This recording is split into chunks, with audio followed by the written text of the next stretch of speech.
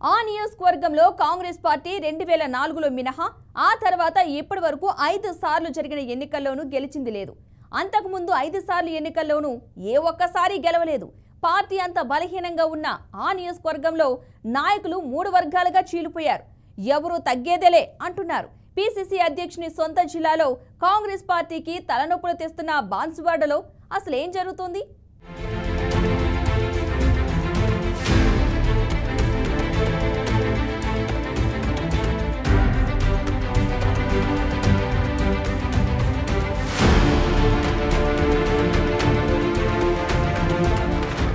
ఉమ్మడి నిజామాబాద్ జిల్లా బాన్సువాడ నియోజకవర్గానికి రాజకీయంగా ఒక ప్రత్యేకత ఉంది.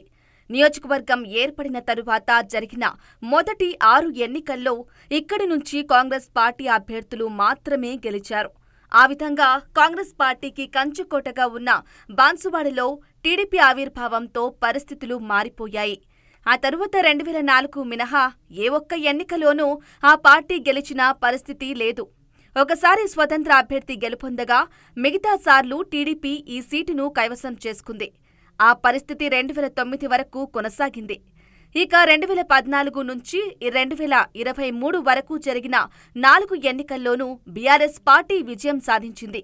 2004లో కాంగ్రెస్ పార్టీ అభ్యర్థిగా పోటీ చేసి ఎమ్మెల్యేగా గెలిచిన బాజిరెడ్డి గోవర్ధన్ను మినహాయిస్తే అంతకు ముందు 3 సార్లు టీడీపీ అభ్యర్థిగా, ఆ తరువాత ఇప్పటి వరకు 4 సార్లు బీఆర్ఎస్ అభ్యర్థిగా పోటీ చేసి గెలిచింది పోచారం శ్రీనివాసరెడ్డి మాత్రమే.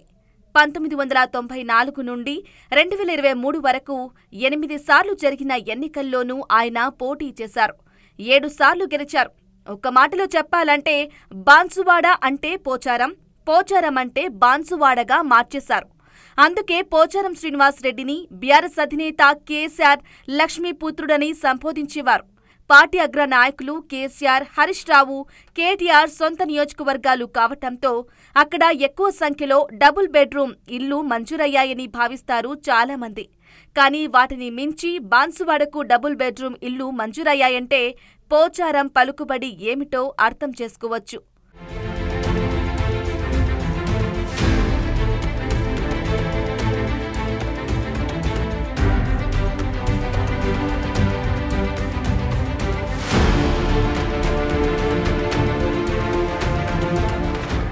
ఇక పోచారం శ్రీనివాసరెడ్డి రాజకీయ ప్రయాణాన్ని గమనిస్తే కాంగ్రెస్ పార్టీతో రాజకీయ రంగ ప్రవేశం చేసిన ఆయన టీడీపీలో 27 ఏళ్లు, టీఆర్ఎస్ పార్టీలో 13 ఏళ్లు కొనసాగి చివరకు మళ్లీ కాంగ్రెస్ గూటికి చేరారు. అంటే ఆయన రాజకీయాలు ఏ పార్టీతోనైతే మొదలుపెట్టారో అదే పార్టీతో ముగిస్తున్నారని చెప్పవచ్చు. 1984లో కాంగ్రెస్ నుంచి తెలుగుదేశం పార్టీలో చేరారు పోచారం శ్రీనివాసరెడ్డి. టీడీపీ ప్రభుత్వంలో 2 సార్లు మంత్రిగా కూడా పనిచేశారు. మొత్తం మీద ఆయన 27 ఏళ్లు ఆ పార్టీలో కొనసాగారు. 1994లో బాన్సువాడ నియోజకవర్గంలో టీడీపీ అభ్యర్థిగా పోటీ చేసి 57,000కు పైగా ఓట్ల మెజార్టీతో గెలుపొందారు. తిరిగి 1999 ఎన్నికల్లోనూ విజయం సాధించారు. అయితే 2004లో జరిగిన ఎన్నికల్లో నాటి కాంగ్రెస్ పార్టీ అభ్యర్థి బాజిరెడ్డి గోవర్ధన్ చేతిలో ఓడిపోయారు. 2009 ఎన్నికల్లో తిరిగి బాజిరెడ్డి గోవర్ధన్పై గెలిచిన పోచారం శ్రీనివాసరెడ్డి తెలంగాణ ఉద్యమానికి మద్దతుగా 2011లో టీఆర్ఎస్ పార్టీలో చేరారు. టీడీపీకి ఎమ్మెల్యే పదవికి రాజీనామా చేసి అనంతరం జరిగిన ఉప ఎన్నికల్లో టీఆర్ఎస్ తరపున పోటీ చేసి గెలిచారు. అదే ఏడాదిలో టీఆర్ఎస్ పొలిట్ బ్యూరో సభ్యునిగా ఎన్నికయ్యారు.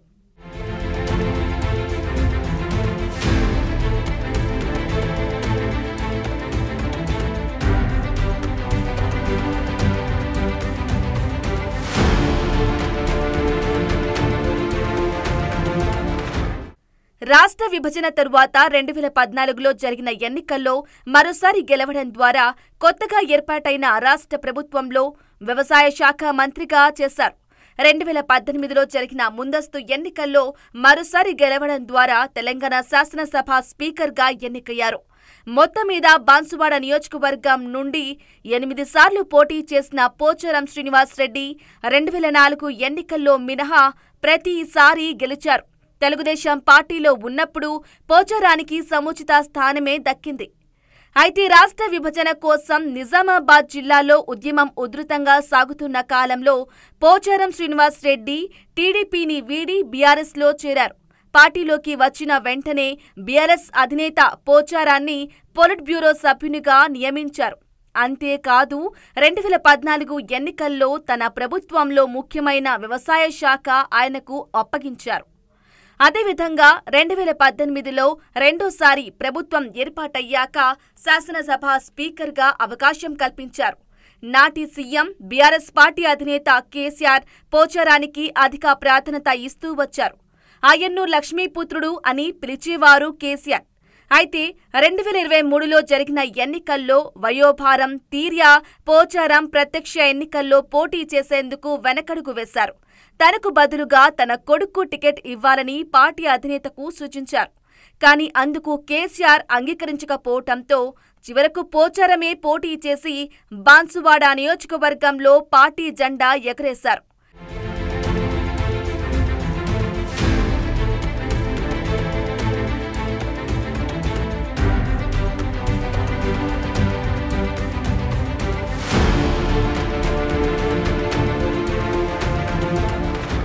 తనకు ఇష్టం లేనప్పటికీ పార్టీ అధినేత అభీష్టం మేరకు పోటీకి దిగిన పోచారం బాన్సువాడలో ఎమ్మెల్యేగా గెలిచినప్పటికీ బీఆర్ఎస్ తెలంగాణలో అధికారం కోల్పోయింది.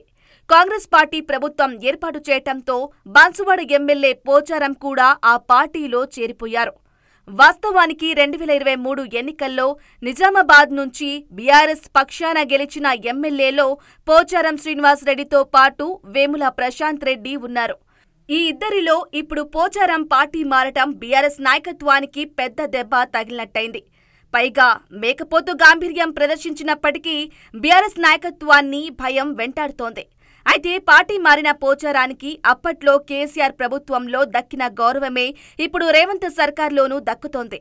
రాష్ట్ర ప్రభుత్వ సలహాదారుగా కేబినెట్ ర్యాంక్ ఇచ్చి గౌరవించారు సీఎం రేవంత్ రెడ్డి. పోచారం కాంగ్రెస్ పార్టీలో చేరడం ఆ పార్టీకి ఒకవైపు బలం అవుతూనే మరోవైపు తలనొప్పులు కూడా తెస్తుంది. ఎందుకంటే ఆ పార్టీ అభ్యర్థిగా 2023 ఎన్నికల్లో పోటీ చేసిన వ్యక్తి రవీందర్ రెడ్డికి పోచారం చేరిక ఇష్టం లేదు. తనది ఎల్లారెడ్డి నియోజకవర్గం అయినప్పటికీ పార్టీ అధిష్టానం నిర్ణయం మేరకు బాన్సువాడ నుంచి పోటీ చేశారు ఈ సీనియర్ ఎమ్మెల్యే.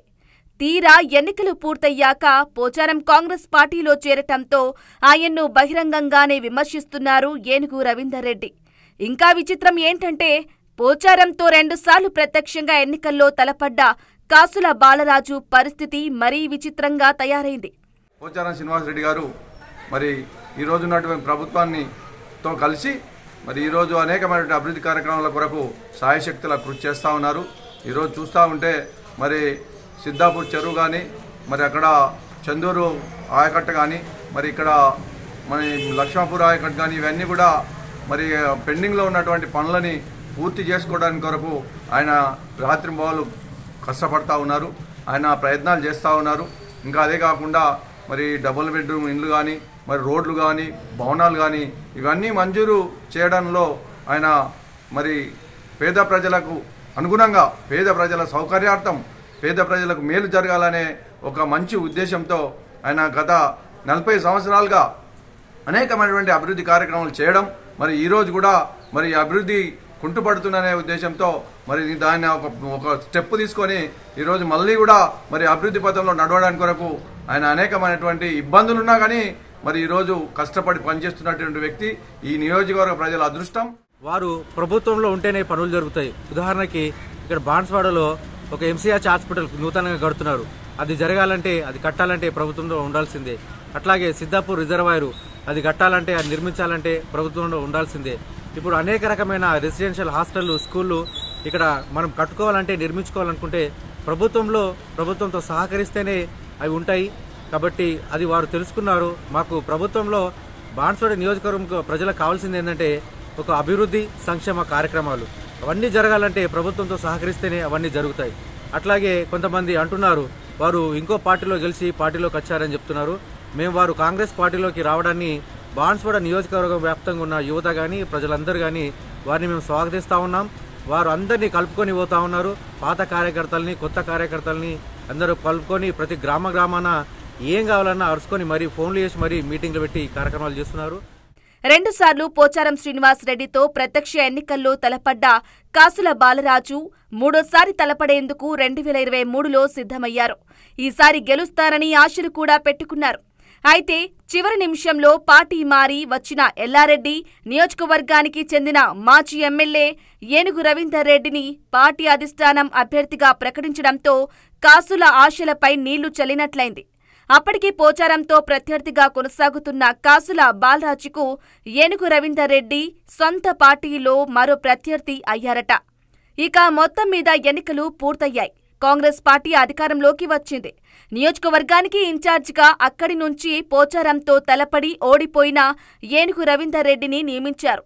అప్పటిదాకా ఒకే పార్టీలో ఉంటూ ఉప్పు నిప్పులా కొనసాగుతున్న ఏనుగు రవీందర్ రెడ్డి, కాసుల బాలరాజు ఇద్దరు కూడా పోచారంతో దూరం పాటించారు. అయితే ఒక్కసారిగా పోచారం శ్రీనివాస్ రెడ్డి బీఆర్ఎస్ ను వీడి కాంగ్రెస్ పార్టీలో చేరటం, ఆయన్ను ప్రభుత్వ సలహాదారుగా నియమించడంతో నియోజకవర్గంలో రాజకీయాలు మరింత వేడెక్కాయి. అప్పటికే నియోజకవర్గంలో బలహీనంగా ఉన్న కాంగ్రెస్ పార్టీ 3 ముక్కలైంది. కాసుల బాలరాజు విషయాన్ని కొద్దిసేపు పక్కన పెడితే పోచారం శ్రీనివాస్ రెడ్డి, ఏనుగు రవీందర్ రెడ్డి మాత్రం ఒకరిపై మరొకరు బహిరంగంగానే విమర్శలు చేసుకున్నారు.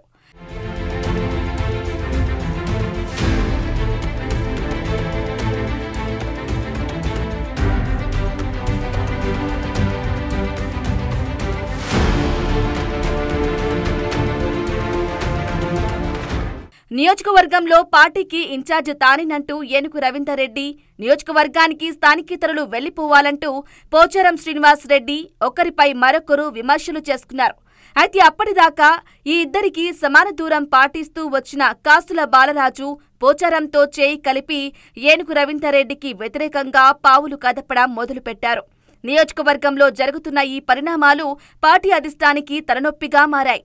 ఇటు పోచారం శ్రీనివాస్ రెడ్డి, అటు ఏనుగు రవీందర్ రెడ్డి ఇద్దరు కూడా సీనియర్ నాయకులే కావటంతో ఎవరిని తగ్గాలని చెప్పడమూ అర్థం కాక సైలెంట్గా ఉండిపోయారు పార్టీ పెద్దలు. మరో విశేషం ఏమిటంటే పీసీసీ అధ్యక్షులు మహేష్ కుమార్ గౌడ్ కూడా ఈ జిల్లాకు చెందిన నాయకుడే.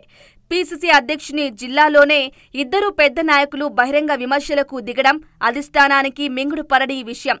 బాజిరెడ్డి గోవర్ధన్ పార్టీని వీడిన తరువాత పార్టీ బలహీనపడిందని భావించిన నియోజకవర్గంలో ఒకవైపు ఎన్నికల ముందు మాజీ ఎమ్మెల్యే ఏనుగు రవీందర్ రెడ్డి, ఎన్నికల తరువాత పోచారం శ్రీనివాస్ రెడ్డి చేరడం ఆ పార్టీకి బలంగా మారింది. అయితే వారిద్దరి మధ్య రాజకీయంగా పచ్చగడ్డి వేస్తే భగ్గుమనే పరిస్థితి ఉండటంతో స్థానిక సంస్థల ఎన్నికల ముందు వర్గాలుగా విడిపోయి పార్టీకి నష్టం జరుగుతుందోనేమోనన్న ఆందోళనలో పార్టీ శ్రేణులు ఉన్నాయి. మరోవైపు బీఆర్ఎస్ నాయకత్వం కూడా కాంగ్రెస్ పార్టీలో జరుగుతున్న పరిణామాలను క్షుణ్ణంగా గమనిస్తోంది.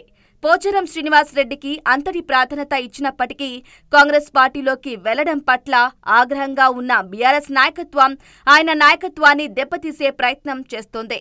ఇద్దరు సీనియర్ నాయకులు వచ్చి పార్టీ బలపడిందని సంతోషపడే సమయంలో వారిద్దరే పార్టీకి సమస్యగా మారడాన్ని ఏ విధంగా పరిష్కరిస్తారో చూడాలి.